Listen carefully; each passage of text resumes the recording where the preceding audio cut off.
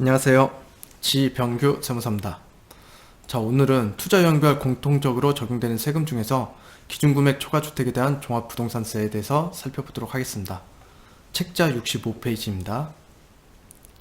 자, 주택에 대한 종합부동산세는 이게 국세거든요. 그래서 주소지 관할 세무서장에 부과를 하고요. 기준은 매년 6월 1일 현재 주택을 소유한 자에게서 부과를 하는데, 주택이 있다고 해서 다 부과하지는 않고요. 과세 기준 금액을 초과한 금액에 대해서만 부과를 합니다. 그럼 과세 기준 금액이 얼마냐? 일반적으로 6억 원이고요. 1세대 1주택자인 경우는 좀 더 혜택을 줘서 과세 기준 금액을 9억 원으로 잡고 있습니다. 자, 재산세와 종부세를 잠깐 비교해보면, 재산세는 지방세예요. 지방세이기 때문에 주택소재지 관할 지방자치단체가 부과를 하고요. 물건별로 개별 과세를 합니다. 그래서 용인시청에 대해 주택이 하나 있고 평택시에 주택이 하나 있으면 용인시청에서도 부과를 하고 평택시에도 부과를 하게 됩니다. 부과 대상은 전체적인 금액이고요. 빼주는 금액이 없습니다. 납부는 7월 달에 50%, 9월 달에 50%두 번에 나누어서 납부를 하게 됩니다. 그에 반면에 종합부동산세는 국세예요. 국세이기 때문에 주소지 관할 세무서장에 부과를 하고요. 과세 방법은 인별 합산과세입니다. 그러니까 내 명의로 되어 있는 주택을 모두 합산해가지고 기준금액을 초과하게 된다고 하면 그 기준금액을 초과한 금액에 대해서 부과를 합니다. 납부기간은 12월 15일입니다. 얘도 고지서가 날라옵니다. 재산세도 고지서가 날라오고요. 자, 주택분 종합부동산세 계산구조 볼게요. 자, 인별 합산과세이기 때문에 주택 공시가격, 내가 가지고 있는 주택의 공시가격을 모두 합산하고 과세 기준 금액을 초과한 부분에서 과세를 하겠다라는 겁니다. 과세 기준 금액 아까 말씀드렸듯이 일반적으로 6억 원, 1세대 1주택자는 9억 원이 적용됩니다. 자, 거기에 공정치장가액 비율을 적용합니다. 재산세 같은 경우는 공정치장가액 비율을 60%를 적용해 줬는데, 종부세에서는 공정치장가액 비율을 90%를 적용하고 있습니다. 내년에는 95%가 되고요. 내후년 22년에는 100%가 됩니다. 매년 5%씩 증가하게 됩니다. 자, 그럼 과세표준이 나오고 거기에 세율 6단계 누진세율을 적용해서 종합부동산세가 나오는데, 여기서 종합부동산세의 과세표준에 부과된 재산세액을 빼줍니다. 그리고 세액공제, 얘는 모두 다 적용되는 건 아니고요. 1세대 1주택자에 대해만 적용을 합니다. 1세대 1주택자에 대해서 고령자 세액공제와 장기보유자 세액공제를 적용해 줍니다. 일반적인 경우는 적용을 안 해줘요. 그리고 얘도 또한 재산세와 마찬가지로 세부담 상한을 가지고 있습니다. 그래서 작년에 냈던 세금에 대해서 일정 비율의 한도만큼만 종합부동산세를 올릴 수가 있어요. 그걸 초과해서 올릴 수는 없다는 겁니다. 그리고 납부세액이 나오면 납부세액의 20%는 농특세로 별도로 부과를 하셔야 됩니다. 작년에 12월 16일 부동산 대책이 나왔는데, 그때 주택 공시가격을 상향 조정하겠다고 2020년 공동주택 현실화율을 발표를 했죠. 그래서 올해 같은 경우는 시세가 9억 원에서 15억 정도 된 공동주택은 현실화율을 70%로 맞추겠다. 또 15억 원에서 30억까지는 75%를 맞추겠다. 30억 이상은 80%를 맞추겠다라고 해서 올해 종합부동산세가 많이 증가할 것으로 예상이 됩니다. 자, 종부세에서 규정하는 1세대 1주택 찾아볼게요. 1세대 1주택자는 종부세에서는 거주자로서 세대원 중 한 명만이 주택분 재산세 과세 대상인 주택을 소유한 자를 1세대 1주택자로 보고 있습니다. 그 양도세에서 말하는 1세대 1주택자와의 개념하고는 완전히 다르거든요.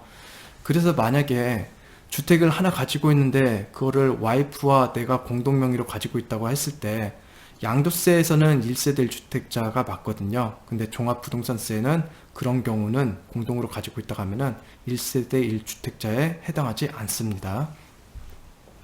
자, 1세대 1주택자 주택수 판정할 때는 내가 종합부동산세 합산배제 요건을 충족한 임대주택, 과세에 관한 임대주택으로서 관할세무서에다가 합산배제 신고를 한 주택은 빼고서 주택수를 판정해서 하나만 있으면은 1세대 1주택자에 해당이 됩니다. 자, 그리고 1세대 1주택자에 해당되지 않는 사례를 볼게요. 국내 1주택을 공동명의로 소유하고 있는 경우, 이거 아까 말씀드렸죠. 부부 공동명의로 주택을 하나 소유하고 있는데 이런 경우도 1세대 1주택자에 해당하느냐? 되지 않습니다. 그 다음에 법인이 1주택을 소유하고 있는 경우, 법인이 한 1주택을 소유하고 있는 경우도 1세대 1주택자에 들어가지 않아요. 그래서 법인은 법인은 무조건 6억 원을 초과하게 되면은 종부세가 나와요. 가끔 가시다가 법인도 종합부동산세가 과세됩니까? 라고 질문하시는 분이 계신데, 과세됩니다. 법인도 과세가 돼요. 6억 원을 초과하지 않으면 안 되고 6억 원을 초과했을 때만 과세가 됩니다. 자, 그리고 합산배제 요건을 충족한 임대주택과 얘는 안 본다겠죠. 1주택을 소유하고 있으나 1주택을 소유하고 있으면 1세대 1주택으로 보기는 하는데, 단 1주택을 타인에게 임대 주고 있는 경우 이럴 때는 1세대 1주택으로 보지 않겠다라는 겁니다. 그러니까 1주택을 소유하고 있으면 임대 주지 않고 자기가 살든지 해야 되겠죠.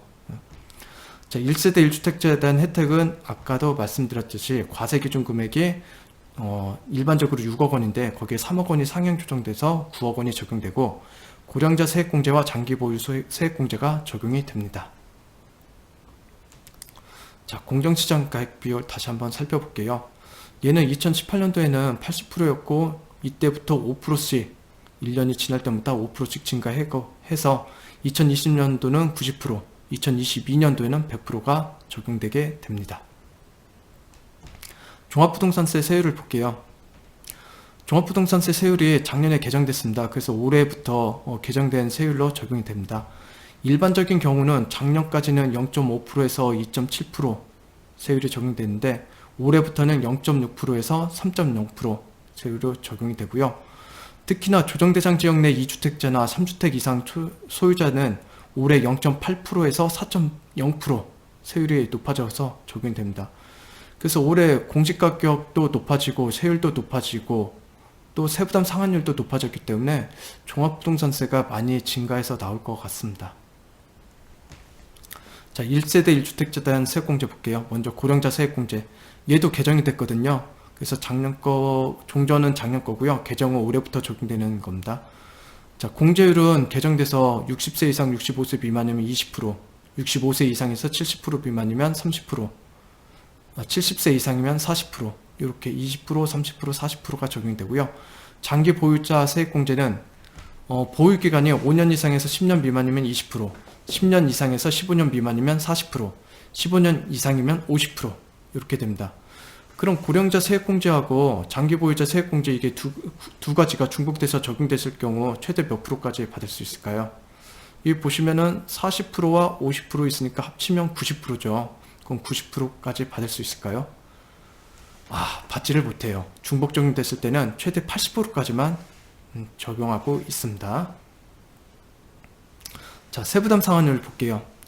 작년까지는 일반적으로는 150% 세부담 상환이 적용됐고, 조정 대상 지역과 3주택 이상 소유자에 대해서 200%, 300% 이렇게 적용되는데, 올해부터는 일반 지역은 150%, 얘는 그대로 적용되고요. 조정 대상 지역 내 2주택자와 3주택 이상 소유자는 300%가 적용돼요.